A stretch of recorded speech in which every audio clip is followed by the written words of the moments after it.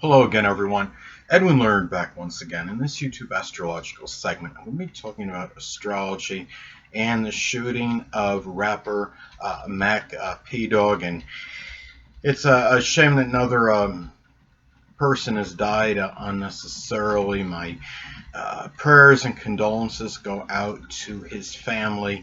And I believe this took place in Los Angeles on Monday night. And it's just terrible that this happened. They have not expounded or elaborated on reasons as to why, if they know anything about why he was shot or any suspects. The only thing I have seen on the internet is that he was shot and killed. There have been reports, I believe, from members of his group that he had been in.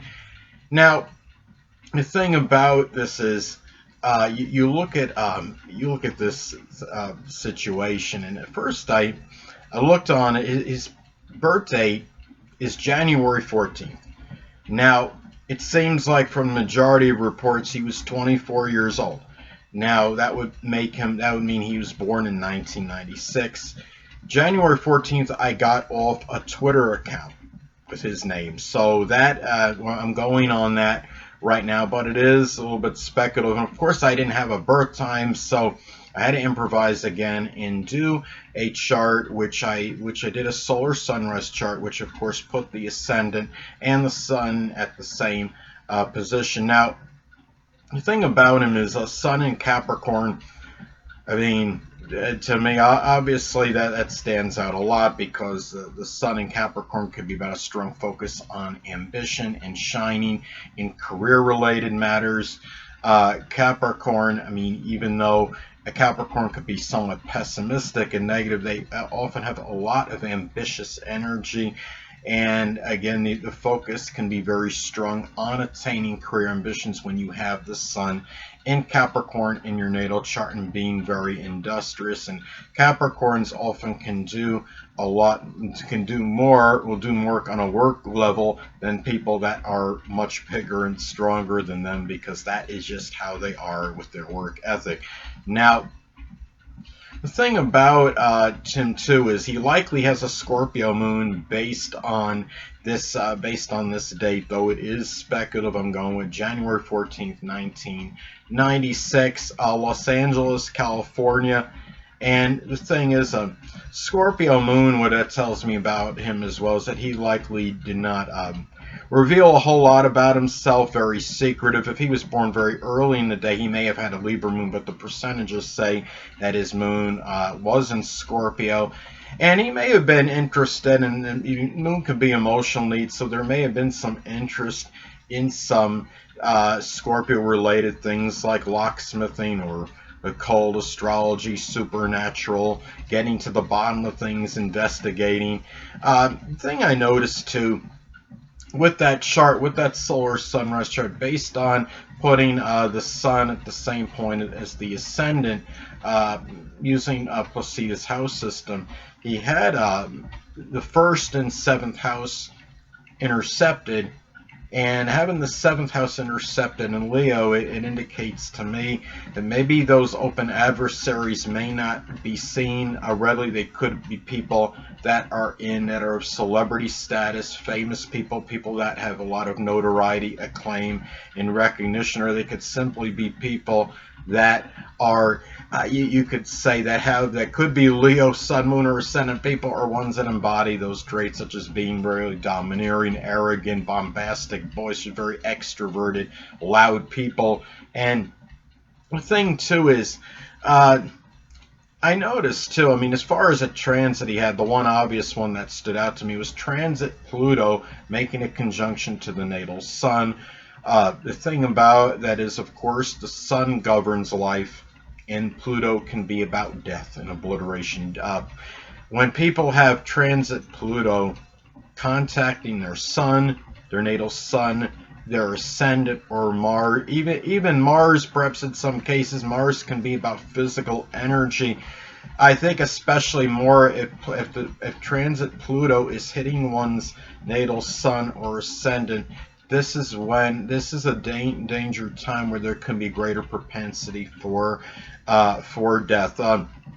sadly. So, and the thing about this is, and really in the fact that it was in Capricorn, it tells me it could have been a very premeditative manner, done in a very cold and calculating manner, perhaps, and very, and people just, and somebody did this might have been just really showed really very callous and cold. Now, I saw some report on the internet, and I don't know how reliable it was. It was something about that he had broken up from some group recently, or something. This murder happened shortly after some group he was connected with disbanded. But you have to confirm it, because I only saw that on one report. Now, the thing also is, he also had, based on the specular January 14, 1996 birthday, he also had his Sun conjunct Neptune in his chart. And what it tells me is that maybe a lot of people, I mean, this could have given him really a strong ability for like poetry and singing.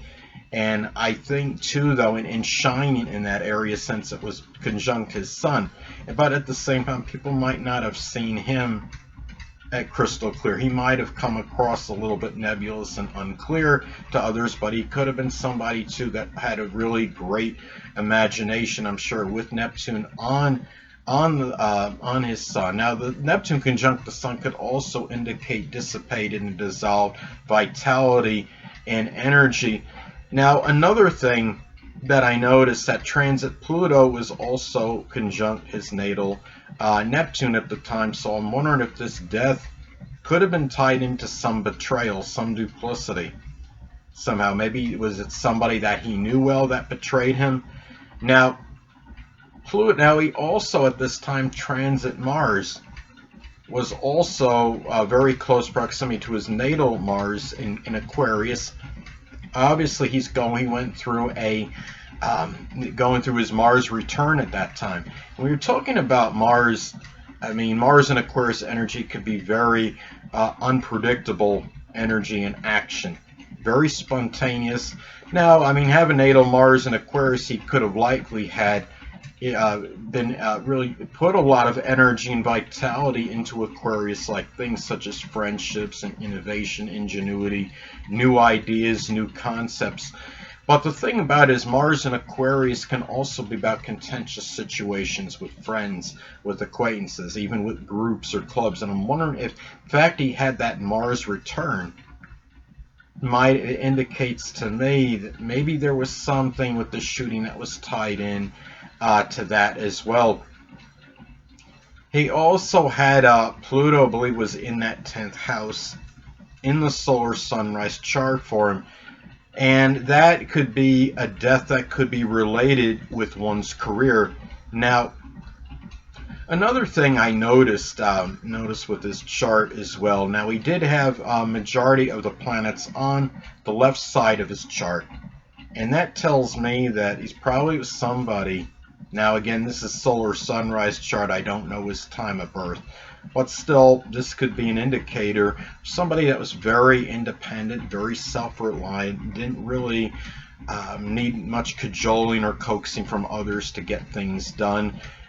Yes, he may have been in a group, but it tells me that he was very much about trying to get things done without being persuaded by other people to do so. So the thing is, to me, this was just something. What I look at, it just, I mean, it's obviously a terrible tragedy that took place. Oh, and another thing that I noticed as well. I mean, looking at, you're talking about, I mean, these people are just dying at such a terrible young age. I mean, unnecessarily killings, and also doing this we're going through so much adversity as it is with the coronavirus. But I'm going off on a Gemini moon tangent here. I want to go back. One other thing I did notice in his chart as well, not only did he have those transits with the transit Pluto, and transit Pluto right by very close proximity to his natal Sun, and also the transit Pluto near his Neptune, but at the same time also transit Jupiter was also then very close to his son, to his natal sun, and to his natal Neptune. And the thing about it is when you have the transit Jupiter contacting something, as I've talked about in previous videos, Jupiter could be very strongly benign and benevolent, but it could be very paradoxical. It could also have a tendency to enlarge and expand.